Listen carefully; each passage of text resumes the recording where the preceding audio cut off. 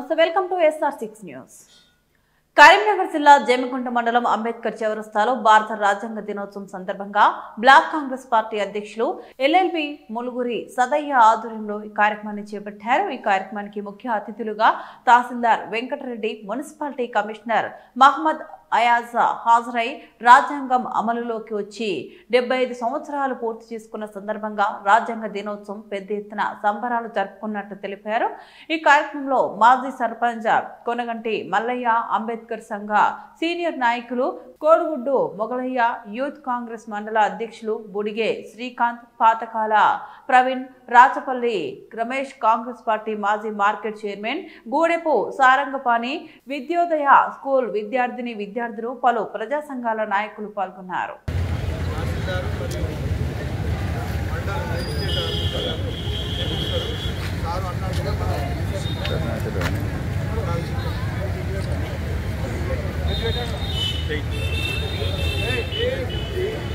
People of India, having solemnly resolved to constitute India into a sovereign, socialist, secular, democratic republic, and to secure to all its citizens justice, social, economic, and political liberty of thoughts, expression, belief, and political liberty of thoughts, expression, belief, faith, and worship, equality of status, and of opportunity, and to promote among them all fraternity, assuring the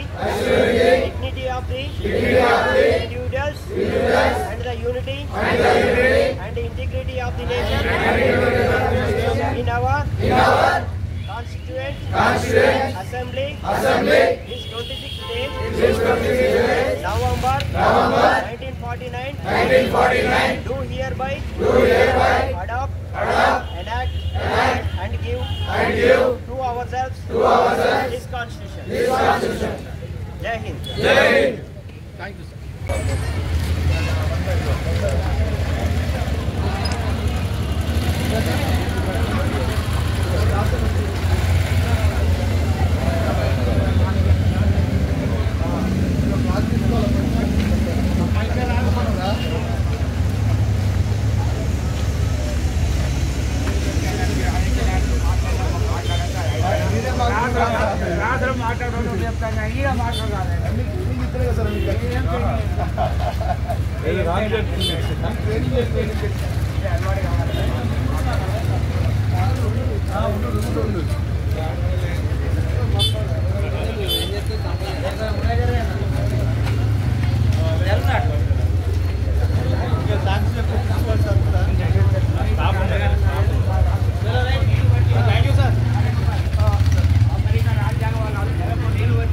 స్వాతంత్రం వచ్చిన తదుపరి భారతదేశానికి కూడా ఒక రాజ్యాంగం ఉండాలని రాజ్యాంగ ముసాయిదా సంఘం ఏర్పాటు చేసుకోవడం జరిగింది. 2 సంవత్సరాల 11 నెలల 17 రోజులు కష్టపడి రాజ్యాంగ ముసాయిదా సంఘం కావచ్చు మన రాజ్యాంగాన్ని రచించుకొని ఈరోజు భారత జాతికి ఆ రాజ్యాన్ని ఈరోజు అంటే మనం నవంబర్ 26, 1949 టైంలో భారత జాతికి అంకితం చేసుకోవడం జరిగింది. ఇక్కడ ఒక ఇంపార్టెంట్ అంశం ఏంటిది అంటే మనం ఈరోజు ఇన్ని రోజులకు రాజ్యాంగం కంప్లీట్ అయిపోయినా కానీ 1950 జనవరి 26నే మన రాజ్యాంగం అమలులోకి వచ్చింది. దీనికి ఒక ఇంపార్టెంట్ అంశం, ఒక డేట్ కారణమైంది. అది ఏంటిది అంటే 1929లో మన అప్పటి నేతలు పూర్ణ స్వరాజ్యాన్ని డిక్లేర్ చేసుకోవడం జరిగింది. అది 1929 జనవరి 26. సో ఆ డేట్ను పునరుద్ధరించుకొని రాజ్యాంగం రచన అనేది ఈరోజు పూర్తిగా కంప్లీట్ అయినా కానీ ఈ రాజ్యాంగం అమలులోకి వచ్చిన తేదీ, ఈ రాజ్యాంగం అమలులోకి వచ్చిన రోజు తేదీ అనేది మనం అడాప్ట్ చేసుకున్నా కానీ 1950 జనవరి 26 ఆ రోజే మనము రాజ్యాంగాన్ని భారతదేశం మొత్తం అమలు చేసుకోవడం జరిగింది. సో ఈ రాజ్యాంగం భారత పౌరులు ఏ విధంగా ఉండాలి, అదేవిధంగా భారత ప్రభుత్వ పౌరులను పరిపాలించడానికి ప్రభుత్వం యొక్క ఫ్రేమ్వర్క్ ఏంటిది, అదేవిధంగా ప్రజలకు భారత రాజ్యాంగం ఇస్తున్న హక్కులేంటిది, బాధ్యతలు ఏంటిది అనేది మనకు వివరంగా వివరిస్తుంది. ఈ రాజ్యాంగాన్ని మనకు భారతదేశంలో ఇన్ని రకాల జాతులు, మతాలు, భాషలు, పౌరులు ఉన్నప్పటికీ మన రాజ్యాంగం అనేది అంత శక్తివంతంగా ఉంది కాబట్టే ఈరోజు ఇంత దృఢంగా ఐక్యతతోని ముందుకెళ్తుంది. ఈరోజు ప్రపంచంలోని ఆర్థిక శక్తితో 3వ ఆర్థిక శక్తిగా ఎదిగింది. అదేవిధంగా మనం శాటిలైట్లను బయటికి పంపించే స్థాయికి ఎదిగినాం. మిలిటరీలో కూడా మనం టాప్ పొజిషన్కి, ఒకప్పుడు వెనుకబడిన దేశంగా ఉన్న భారతదేశం ఆర్థిక శక్తిలో కావచ్చు, తర్వాత ఇస్రో లాంటి ప్రతిష్టాత్మక సంస్థలను స్థాపించడంలో కావచ్చు, అన్ని రంగాలలో ముందుకు పోతుంది. ఐక్యంగా ఉన్నది అంటే మన రాజ్యాంగం, దానిలో ఉన్న గొప్పతనం అనేది 2015లో ఈ భారత రాజ్యాంగం యొక్క గొప్పతనం. అదేవిధంగా రాజ్యాంగ రచనలో ముఖ్యమైన వ్యక్తి అయిన అంబేద్కర్ గారి యొక్క గొప్పతనాన్ని స్మరించుకునేందుకు 2015 నుంచి అనుకుంటా ఆయన యొక్క 125వ బర్త్డేను పురస్కరించుకొని ఈ కాన్స్టిట్యూషన్ డేను మనం జరుపుకుంటున్నాం.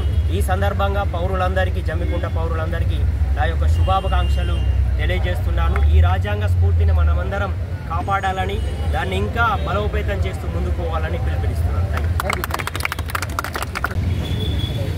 మన భారతదేశం యొక్క రాజ్యాంగాన్ని రచించి ఈరోజు మనం జరుపుకున్న ఈ కార్యక్రమానికి చేసిన ప్రతి ఒక్కరికి నా యొక్క ప్రత్యేక ధన్యవాదాలు.